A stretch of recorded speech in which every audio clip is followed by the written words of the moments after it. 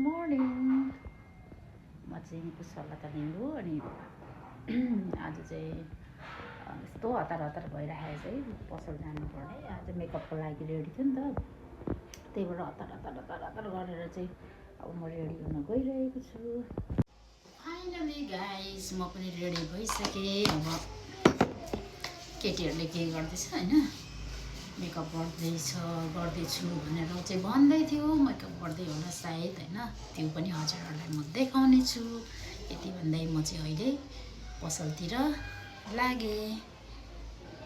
Finally guys पसल आइपुग्यो होइन। अनि पसल आइपुगेर पसल कति बिजी थियो नि त, 6-7वटा मेकअप गरिरहेको रहेछ। अनि आएर मैले भिडियो बनाउनै पाइनँ क्या, एकदम भिड भएको कारणले गर्दाखेरि। अनि भरे अब मलाई अलिक एडिट गर्न आयो भने चाहिँ म थोरै त्यो भिडियो लगाउँछु, तर मैले एड गर्न चाहिँ सकिनँ भने चाहिँ माइन्ड नगर्नु होला। लता ब्युटी पार्लरको सिस्टरले चाहिँ ढाँटेछ भनेर नभन्नु होला, झुट बोलेछ भनेर नभन्नु होला। अनि त्यस पछाडि हामी सबैजना बिजी भयो नि त। अनि फेरि बिजी भयो हुँदाहुँदै पनि मेरो एकदम खुट्टा चाहिँ एकदम खुट्टा ड्राई भयो नि त, सुक्खा भएकोले गर्दाखेरि। अनि म चाहिँ पेडिकेयर गर्न गइरहेको छु मेरो खुट्टामा। Let's see. अनि कहिलेकाहीँ त आफू पनि यसो राम्रै हुनु पर्यो नि त होइन, राम्रो बनाउनु पर्यो आफ्नो खुट्टालाई पनि। आफै राम्रो भएन भने त अरूले पनि कसरी गरिदिने। त्यही भएर चाहिँ आज चाहिँ म पेडिकेयर गर्न गइरहेको छु। यो चाहिँ मेरो खुट्टाको प्रोसेस है, पेडिकेयरको प्रोसेस होइन।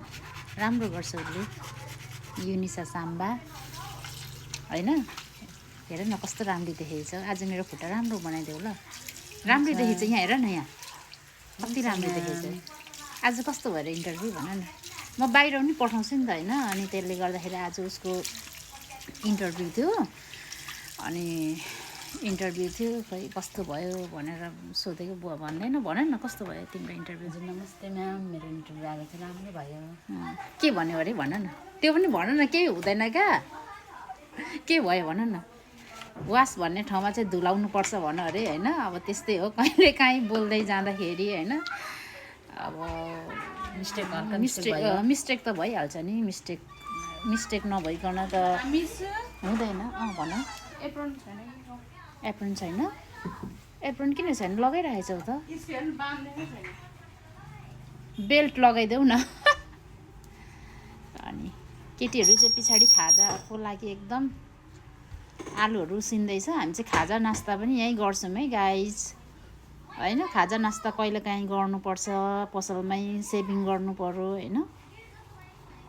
आज चाहिँ राम्रो बनाइदेऊ है। अनि मेरो ट्याटु है, यो चाहिँ कस्तो छ मेरो ट्याटु? राम्रो छ।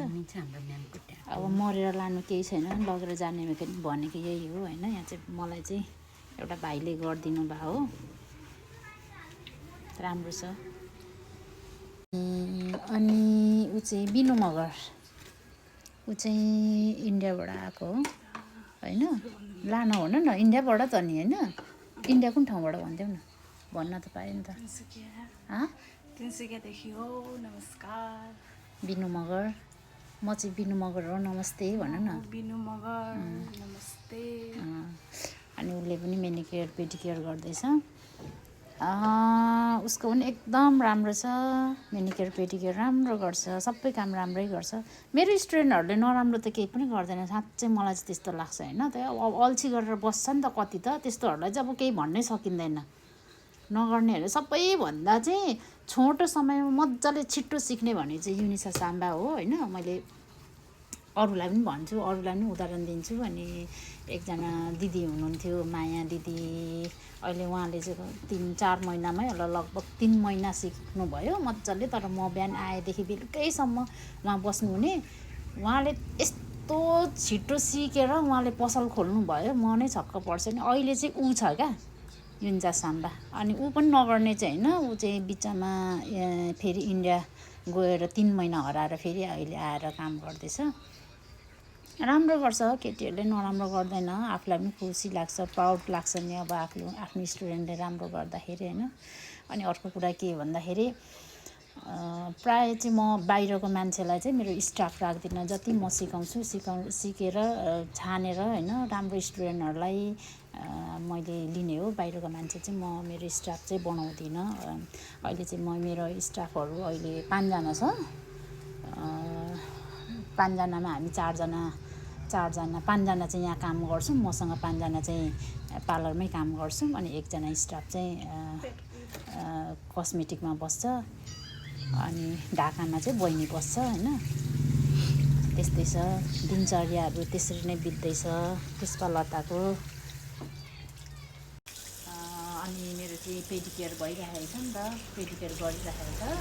अनि आज चाहिँ यति नै, आजको मेरो मिनी भ्लग चाहिँ यति नै होइन। अब राम्रो नराम्रो कति त बोल्नु पनि आउँदैन नि त। अब यो त प्रत्येक भिडियोमा मैले भनिरहेको छु बोल्न आउँदैन भनेर। अब त्यो कुराहरूलाई स्वीकार्दै सुधार्दै जानुपर्ने हुन्छ मैले पनि। अनि यति भन्दै तपाईँहरूले चाहिँ सब्सक्राइब लाइक कमेन्ट सबै गरिदिनु होला। मेरो गल्ती कहाँनिर चाहिँ मेरो गल्ती भइरहेको छ त्यो कुरालाई पनि सुधार्ने मौका दिनु होला भन्ने आशाको साथ आजको दिन शुभ रहोस्। Have a good day. Thank you so much. नमस्ते।